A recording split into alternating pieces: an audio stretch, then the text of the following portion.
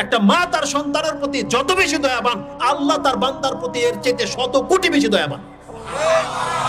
একটা মা যেমন একটা বাচ্চাকে পারে না জাহান্নামে ফেলতে, কোন আল্লাহ সুবহানাহু ওয়া তাআলার বান্দা যারা, আল্লাহ কোনদিন তার বান্দাকে জাহান্নামের আগুনে ফেলবে না। আল্লাহু আরহামু বিইবাদিহি, আরহামু বলা হয়েছে, আল্লাহ তার বান্দার প্রতি মায়ের চাইতেও বেশি দয়াবান। আর হাদিস বুখারী এবং মুসলিমে আছে।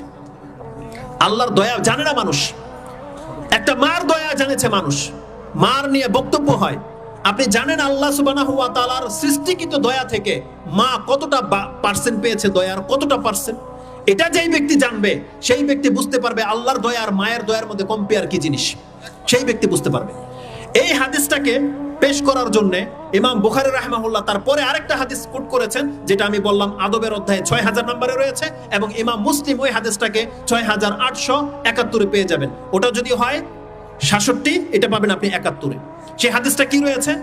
আবু হুরায়রা তার বর্ণনাকারী, ক্বালা রাসূলুল্লাহ সাল্লাল্লাহু আলাইহি